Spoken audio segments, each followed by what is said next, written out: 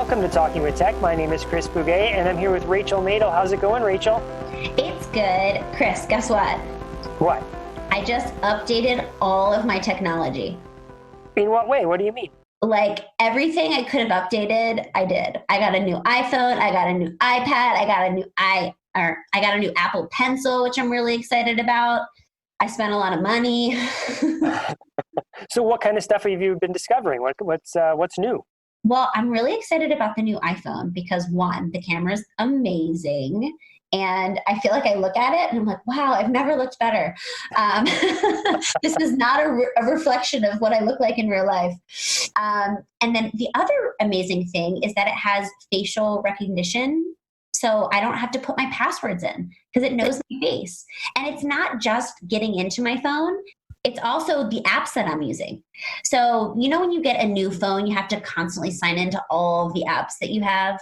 It's been amazing because it just it somehow knows my face is looking at the screen and then it just pops into my password. And I don't even know how it does it, but it's so cool.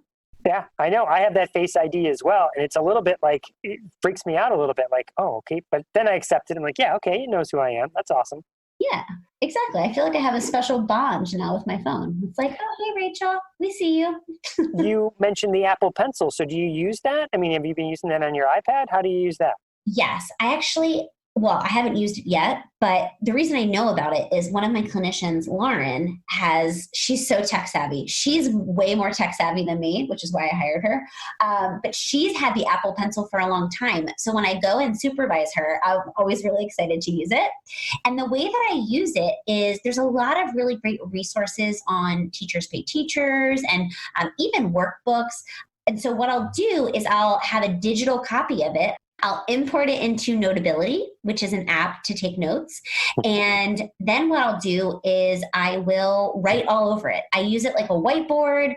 I use it to help kids fill in blanks if we're working on something like, irregular past tense. It's super, super helpful because I don't have to carry all the stuff around. I kind of hate printing things out now. It just feels like I print them out and then I lose them, or I don't know. It's just like a whole process. And so now in the moment, I'm like, oh, I have this specific, worksheet or visual that's going to help this student. And so I'll just pull it up on my iPad and hit the ground running. Isn't it so freeing? About, maybe 5 years ago, I went paperless and I just challenged myself to never use paper. My kids get on me a little bit about it, and Alyssa gets on me when they come home and they have piles of paper, I'm like, well, if your teachers had gone paperless, and not that paper's the enemy, because sometimes you do need it, for foldables or something like that to help you remember. And for some kids, they really enjoy paper and like to have it. But what you're marrying is your handwriting with the technology so that you can do both together. It's not a fight of one or the other. Some people like to type and some people like to handwrite. Well, you can handwrite using the Apple Pencil. And have you ever used an Apple Pencil, Chris? No, not exactly. No, just more to play with it, It is fun. The reason I love it the most, one, it feels like an actual pencil. The other thing that I love about it is that you can rest your hand on the screen and it doesn't affect its ability to write. So if you're used to using a stylus, if your hand accidentally touches the screen, your stylus won't work anymore. And so that's the difference between the stylus and the Apple Pencil, is that I can put my hand right on the screen and I can just write normally like I would on a piece of paper. It's just so fun. I'm so excited to do therapy this week. I can't wait to hear how it goes. Yeah, it's going to go great. I can't wait. So tell me about the interview today. So Alyssa Hillary Zisk came on the podcast for the second time. They contacted me about a new paper that was written called Am I the Curriculum? So Alyssa is a student in an AAC course and also is a part-time AAC user. So if you guys haven't listened to that episode, I would recommend going back and listening to get Alyssa's background. And they talk all about AAC, part-time AAC use, which is fascinating in and of itself. The new paper is all about their experience with AAC, being in an AAC course. I think Alyssa is the first person that we're having back as a second interview, right? I mean, we've had people come back on with the small talk episodes, and people have been sort of returning guests, but this is the first second full interview. Is that right? It is, and it's a good one. They never cease to amaze me with just the information. It's so informative to our practice to be able to talk to adult AAC users. And even more importantly, this notion of part-time AAC use. I love the idea that there's an adult with autism who talks about the experience of sometimes needing AAC, sometimes having verbal speech, and sometimes needing AAC. Because how often do we see clients in our practice who have some verbal speech but need to augment that verbal speech sometimes? So I think it's really fascinating. We also talk about people first language, and Alyssa talks about how they don't like it. They don't like people first language, which the first time that I heard that, I thought, oh my gosh, really? Because everything we're taught is people first, people first, people first. And I think I even just said, adults with autism. I'm just so conditioned to say that. And Alyssa talks about autistic adults. That's what they prefer. Anyway, it's an interesting interview. I'm really excited to have Alyssa back on the podcast. When I reflect back on that particular episode, there are certain things that stick out in my mind. And one of them was the idea that we walked away with is that we're all users of AAC, and that we're all part-time users. Or, some people who just use it more frequently than others. But if we kind of wrapped our brains around the notion that we all have alternatives besides using the words coming out of our mouth, our articulators, then it wouldn't be such a stigmatism to have to use AAC, because you just wrap your brain around the fact that we all use it. The other thing people should know about Alyssa is that they use Twitter quite frequently. And I know that's one place that I follow Alyssa. I believe Alyssa and another part-time AAC user just did a T-chat, and we're the moderators for that, so that people could ask questions and they could provide their experiences, and I find that is so meaningful for me personally, and it's something I've been advocating to all the teachers I talk to, all the professionals I talk to, is spend time with adult AAC users, learn what their perspectives are, and not just AAC users, but whatever disability that you are working with. What do the adults say worked for them? That is a huge part of evidence-based practice. Absolutely. So if you guys haven't already joined our Facebook group, there's amazing conversations going on in there. Alyssa is part of our Facebook group. So please search Talking with Tech, join our group. If you guys like this podcast, we would love to read a review of yours. Chris and I love going to iTunes and seeing new reviews. So if this podcast is something that you listen to and you're a diehard fan of ours and you haven't written a review, please go to iTunes and write us a review, because it helps people find the podcast. So without further ado, here's my interview with Alyssa Hillary Zisk.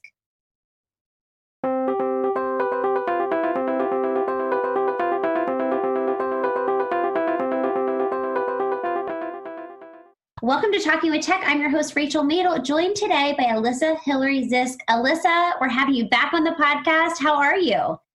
I'm doing well, thank you. How are you? I am so good. I'm excited that you are on today to talk with us all about your new research that's coming out, or I guess it already came out, right? It's out. It came out actually on Yom Kippur, which, no, I don't remember what day that is, but it was Yom Kippur.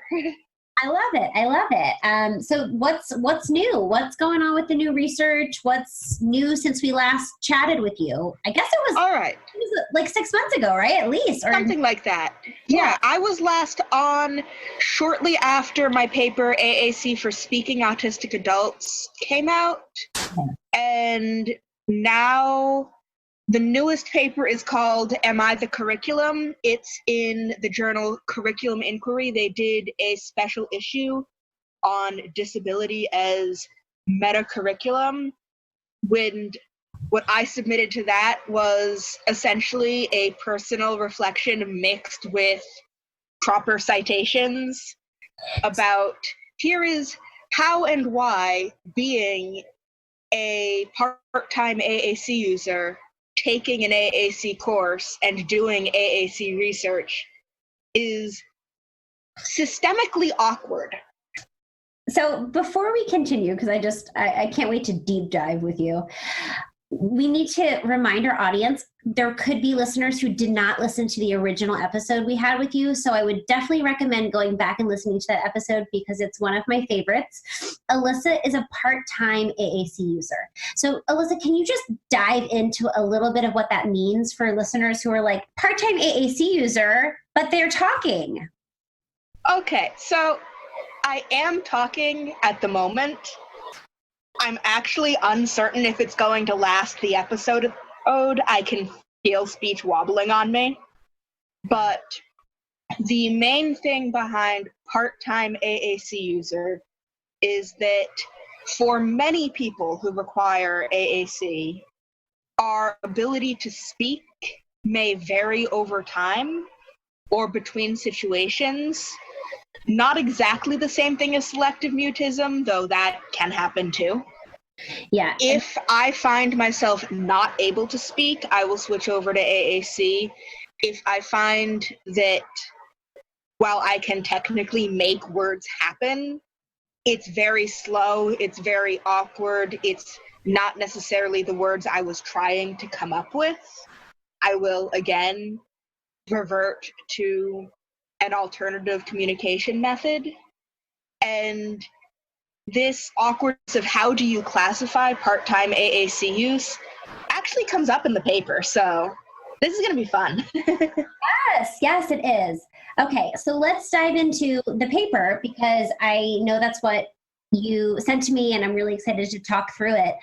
What's the crux of the paper? I know you bring in a fantastic perspective to it because you have such a unique experience. So I'm really excited to hear your take on what this paper is all about. All right. So the one sentence version is being an AAC user, doing AAC research, and taking an AAC class is systemically awkward. The reason I say systemically is, no, it was not my professor's fault that this was awkward. She would not have been able to make it not be awkward. She actually tried and was pretty good at it, but it's not possible. Because we think about augmentative and alternative communication in a lot of ways as being, there's a lot of false binaries in there.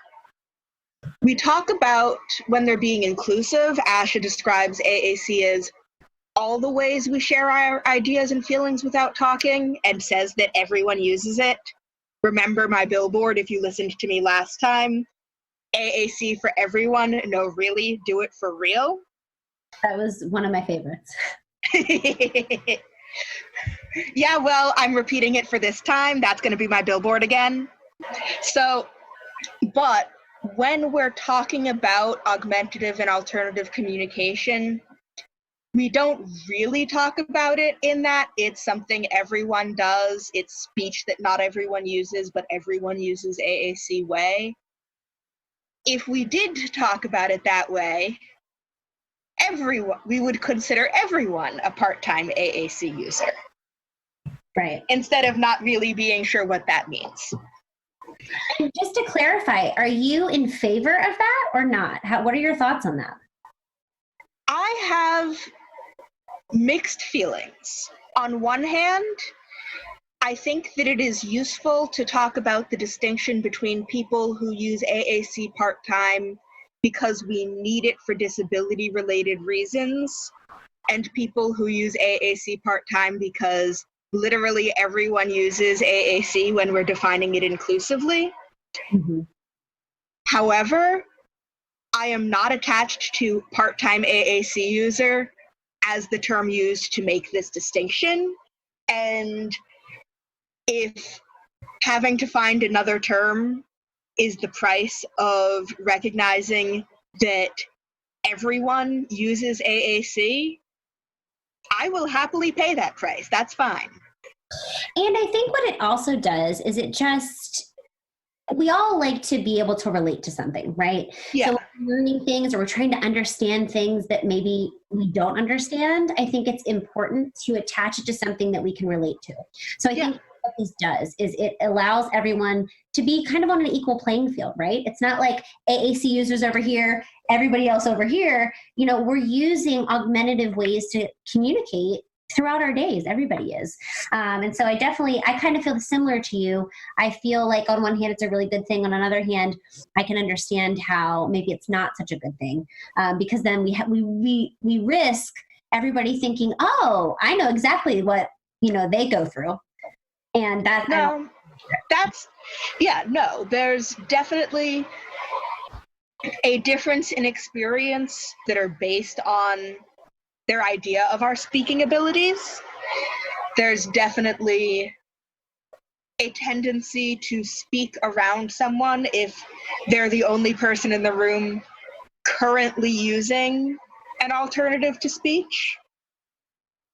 I mean, that would be true regardless of the reason, but it's something that you can't escape if you need AAC for a disability reason, whereas other people may have ways around those issues. Right. They have more flexibility and freedom in the types of communication that they are using. Yeah, that I think makes sense. But where I was at some point going with that is, well, one example I gave in the paper was when someone we think of as using AAC texts, that's definitely still AAC. That was in, I think, ASHA perspectives on augmentative and alternative communication as being AAC. Mm-hmm. I can sometimes talk. Is it still AAC if I can't talk right this minute? Is it still AAC if I'm using it because speech, while technically possible, is currently hard for me? Is it AAC if, even though I can talk, I can be more precise in text?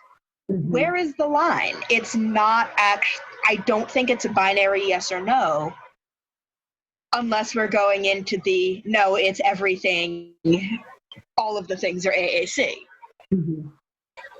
One of my biggest questions for you is, what are the ways that your experience can help inform our clinicians who are listening, help inform their practice? And I can give you an example of what I have utilized in my practice as kind of a jumping off point. I was really excited when you decided to come on the podcast. And I oftentimes use you as an example for families who are very hesitant because their child has verbal speech. As clinicians, we know just because a child has words doesn't mean they can always access those words. It doesn't mean that that's their preferred method of communication. And so sometimes the buy-in is really hard for parents because they have words. And so parents want children to use words instead of AAC. So anyway, I use you as an example because we know that it's the access issue, right? And it's the preference. I think that we need to empower individuals to use whatever method of communication they find most beneficial in that moment. And who are we to decide what that is? And so as a practitioner, when I'm working with children, obviously there's a parent that's involved that I need to talk with and collaborate with. But it's really important to educate parents that, especially if words don't come easily, which many of the clients that I work with, their verbal speech does not come easy. When I introduce AAC, that's when their language skills really take off. So what would you say to those parents who are hesitant to think that AAC might detract from verbal speech, or AAC doesn't make sense for their child because they're speaking verbally? How tactful am I being in this conversation? Listen, we can throw tact out the window, Alyssa. Okay. My first question, when they're concerned about speech over language, is, why is this the thing you're scared of? If speech is that hard for them, you should be glad they're ditching it in favor of something more efficient. I love it. Assume that you were actually talking to a parent. Would you say that? I'm just curious. It depends on how much they'd annoyed me by this point. The other thing that I would probably do, honestly, whether or not speech was giving out on me, switch over to typing and see how pissed off at me they get. And if they take me, I'll tell them to give their kid the same respect. I actually think that probably would be the most powerful, right? Because demonstrate part-time AAC use as you're defending the argument for it. Neener. When I was at the American Educational Studies Association conference where I presented this paper, Am I the Curriculum? Mm-hmm. I made sure that the conference folks were set up so that if I needed AAC, it'd be fine. Mm-hmm. But I was the first paper of the day at like 8:30 a.m. I did still lead in with a demonstration of how my AAC worked, just because it was a piece about AAC. I thought they needed to see it. Totally. And just curious, what is your system?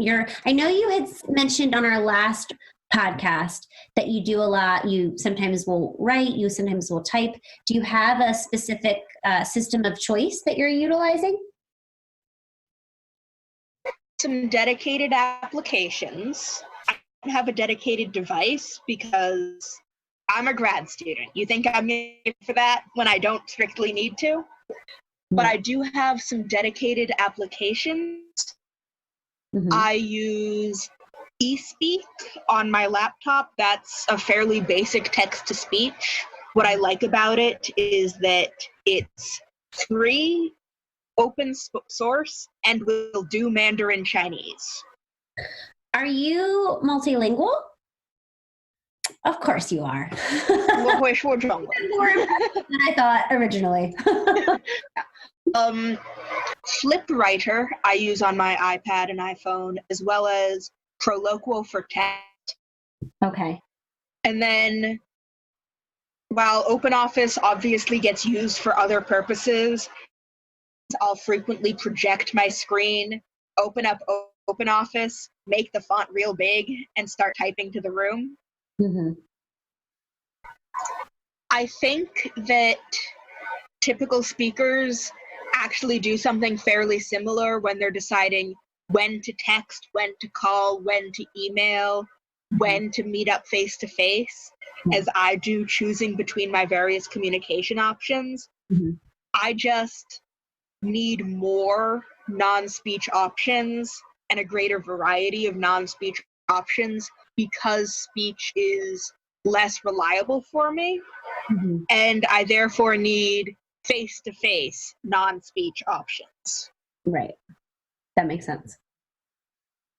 So let's deep dive a little bit into the paper. I loved reading it, and I would love to hear kind of in your own words, firstly, what motivated the writing of it? Because I think that's an important piece of this. There are a few factors that motivated the writing of it.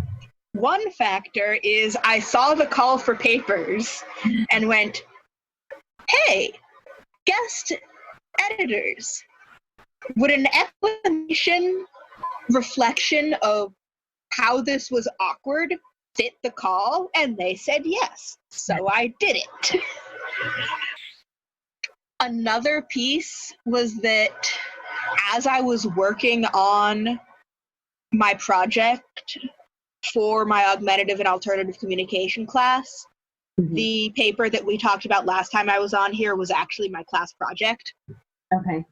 I had a lot of things that I was thinking about that students and researchers who don't themselves need AAC would not need to think about. That other paper was built on the experiences of autistic adults who either are or were at the time considered to have functional speech, but use augmentative and alternative communication. Mm-hmm. If I wasn't an autistic person who can talk and uses AAC part-time, the question of whether or not I include my own experiences would be irrelevant. Right. I wouldn't have any relevant experiences to include. Mm-hmm. If I weren't an autistic AAC user, I wouldn't need to wonder if I should write we or they about autistic AAC users in my paper. Mm-hmm. I went with they, which is not the option I went with when I was writing about queer autistic people, Mm-hmm. because my goals and my target audiences were different, essentially. When I wrote about queer autistic people, I was speaking to other disabled people primarily. Mm-hmm. When I was writing about AAC for speaking autistic adults, it was a big target audience. One, any autistic adults who could benefit from AAC. They're probably not going to care super duper much which pronoun I use, we or they. But clinicians and researchers tend to put things by AAC users into the box of this is a personal perspective, as opposed to this is an actual piece of research Mm-hmm. that is effectively a literature review in that case. And in order to at least increase the probability that it would be treated as the research that it is, Mm-hmm. I took that little bit of distance. Right. Are there any other roadblocks as you were both creating this paper and also just generally in your experience trying to push the ball forward in research in this area? What are some other roadblocks that you encountered similar to this, the one you just spoke on? One piece is actually language. The journal Augmentative and Alternative Communication has an editorial policy of requiring person-first language. That is, I would need to write people with autism Mm-hmm. who use AAC, not speaking autistic AAC users. Okay. While most of the people whose work I was referencing probably wouldn't have cared that much about people who use AAC versus AAC users, most of them would be very displeased if I called them people with autism instead of autistic people. I would similarly be very displeased if I were required to refer to myself that way.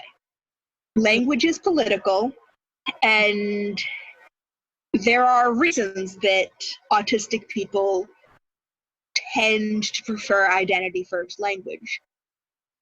While having that discussion with the journal might have been possible, I don't want to deal with it.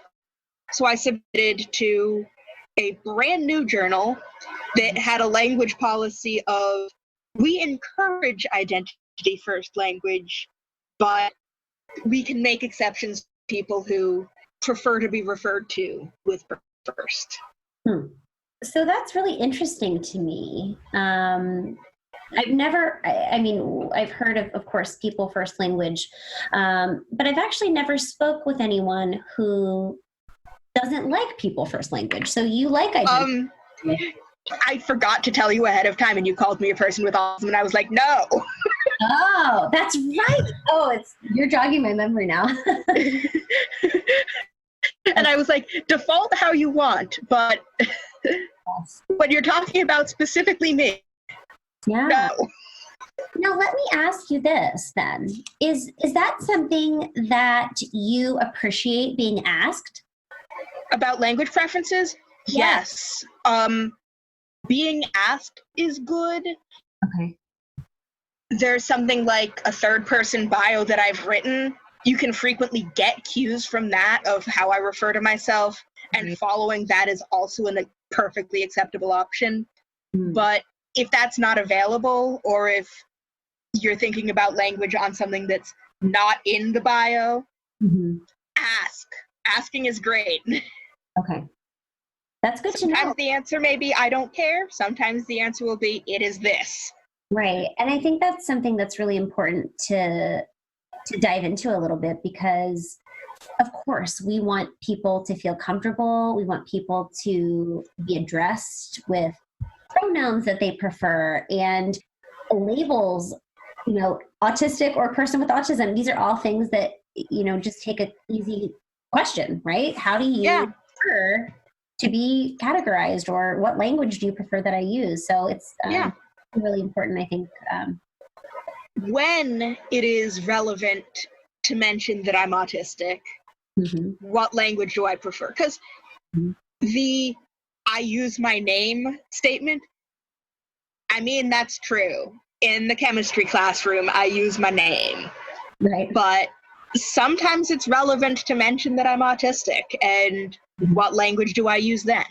Right. Give me an example of when you would choose not to, categorize yourself as autistic, or not share that information.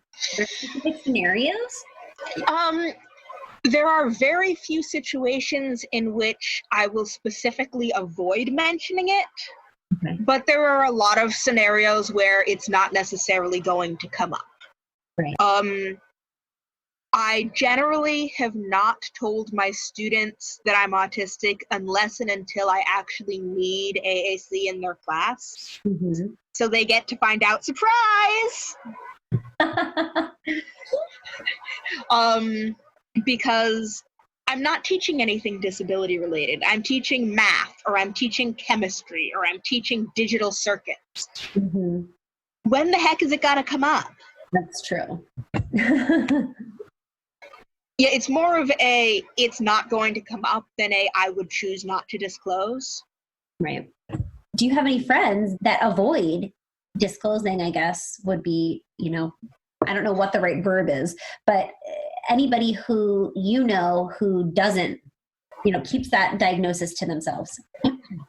I don't know many people who will never mention it, but I definitely know people who aren't public about it. I don't have a lot of interactions with autistic adults. Right. So with a lot of children, and I just think it's so fascinating to me to talk to you. And I really, again, I think it informs our practice with children and how we, educate parents. And so I'm just curious, Alyssa. Yeah, I definitely know people who choose not to disclose. And I don't know if you'd seen the thing about, parents were behind this, just to be clear. The idea of denoting an autism diagnosis on a driver's license in New York State. Interesting. Parents think that this would help in interactions with police. Okay. The autistic adults I have interacted with are going, oh God, no, I want nothing to do with this, because it being on the driver's license takes away our choice of when and whether to disclose. It's going to out us to people who we may not consider, who we might not have chosen to disclose to. Let's say that I'm buying a beer. I don't actually drink, but I could legally buy a beer.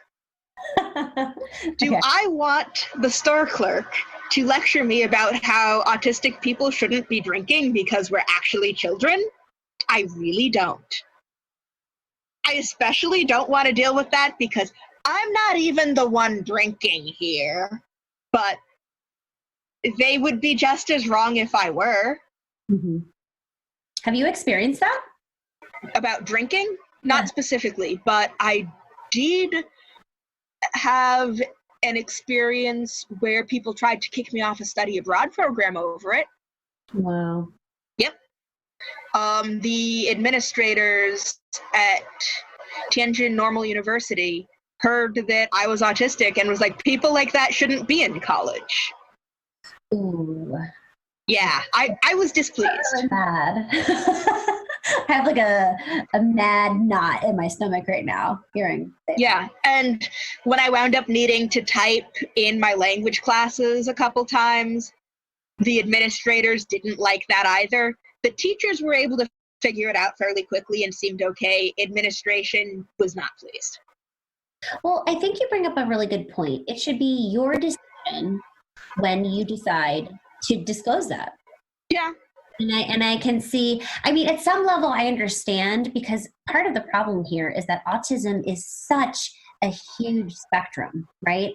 And of course we know in the news of individuals who have autism who are talking with police, and there's miscommunications, and I think that's probably where that stems from. But I do. But who says them knowing would fix it? I don't think it would.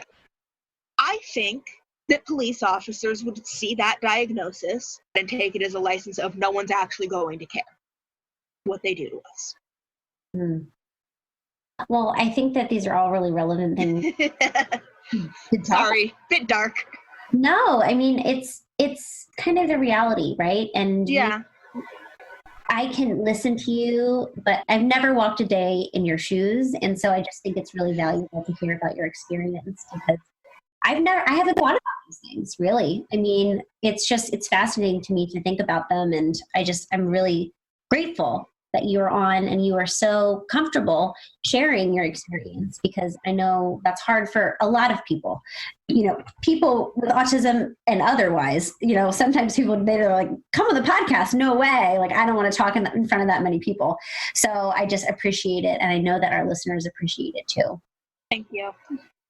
So before we wrap up, I want to ask because in the abstract of your paper, it talks about the benefits that the speech language pathologist in your class and your teacher have experienced having you as a first person narrative in a lot of ways about AAC.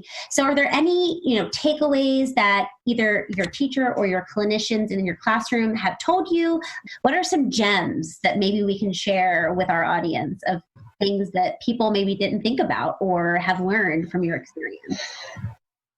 Well, I would catch on to things like in one of the first videos they had us watch, the presenter said that there were no behavioral prerequisites for AAC, and gave as an example that sometimes we could be working on the floor or under a table. I think one of the things that my classmates learned was, here, this is the story of someone who actually still hangs out under tables. Like, my lab mates know which table to look for me under. I'm a grad student. You really have bigger fish to fry than something that I can get away with as a grad student. What a great insight. Honestly, it's like, I feel like choose your battles, right? And I think that maybe that's probably one of them, right? Yeah, like, choose your battles. If it's something that I can get away with as a grad student, it's probably not a battle you need to have with a kindergartner. Couldn't agree more. Things like, honestly, while the paper that I wrote for Autism in Adulthood about AAC for speaking autistic adults, while it's not my personal experiences, I don't think it's a question that I would have thought to ask without my personal experiences. Right. So it was kind of the stimulus. Yeah. Like, I don't think I would have thought to ask that question if I hadn't been looking at AAC options for myself. Why would I have looked?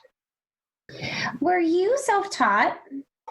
What, my AAC is? Yeah. Yes. I did find out about a couple useful things, like useful to me things. I learned lots of useful stuff just in my AAC class. Most of it did not apply to me, but I turned tons of cool stuff. Mm-hmm. But I did get a couple pieces in my AAC class that turned out to be useful to me.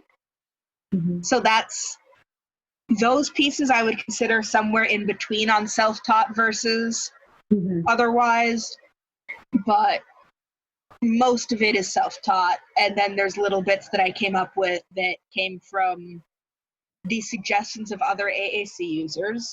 FlipWriter was recommended to me, and that I found out existed through taking an OGCOM class. Like I found out about the Apple system voices existing in Chinese. Love it. So for people who want access to this paper, where can they find it? All right, so there are a couple options. One, I've posted my accepted manuscript on my academia.edu page. I sent the link to you, so I think you can put that up. Yep. The other option, if for any reason you need the version of record, which is basically the same text, but it's the journal formatting.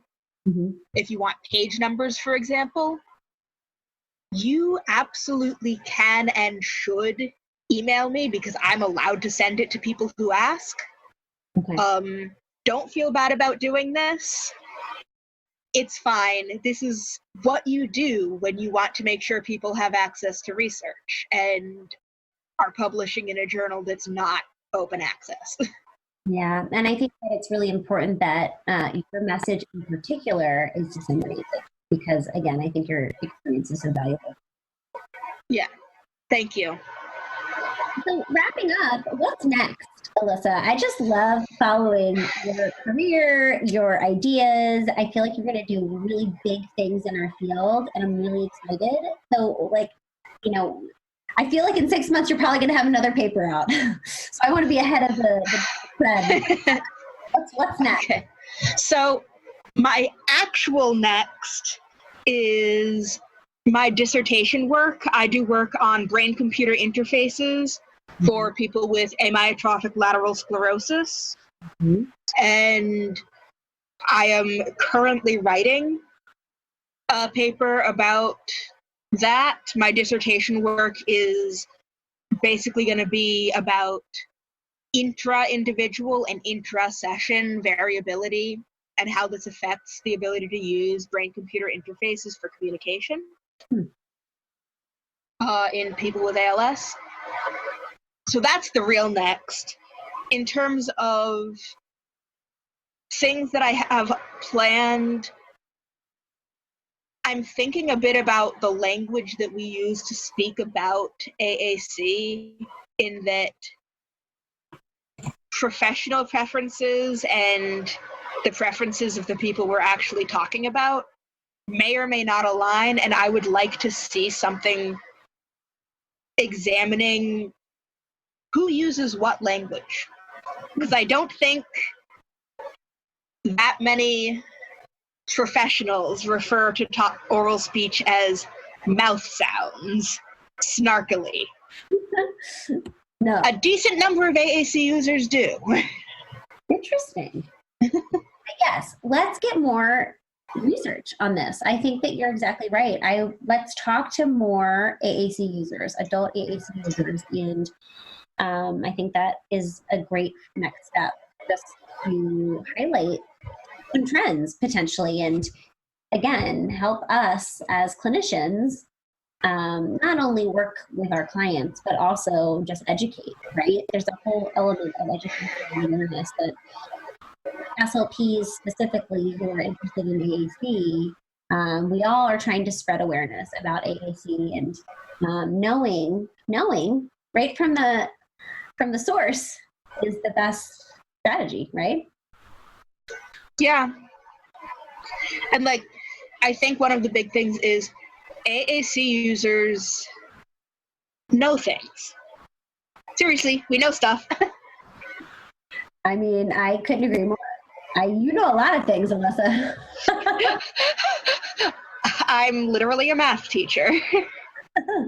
I tell that to my parents because I also think when you say adult AAC user, there's this idea that, they're maybe using language that isn't as sophisticated as the language that you or I use. And so I think it's important. And I follow up. I mean, they're a teacher. I mean, one part of that is if we're using a symbol-based system, what words did you give us? If we're not using those more complicated words because you didn't put them in our device, that ain't our fault. Again, drop the mic. I love it. Well, Alyssa, listen, I love having you come on. I just enjoy all the time that we spend together. And thank you. I had fun. Not only fun, but you're so smart. So I just love the conversations that we have. I never know which direction they're going to go. I really appreciate you coming on. Anytime you want to come on this podcast, you are more than welcome. And I really am excited about this paper. And I really want all of our listeners to go read it because it's fantastic. And you're fantastic. Thank you. What's your email for people who want to access to the full version? You can reach me at Ally Hillary, ALYHILLARY @gmail.com. Love it. So for Talking with Tech, I'm Rachel Madel, joined by Alyssa Hillary Zisk. Thank you so much for listening, and we will talk to you guys next week.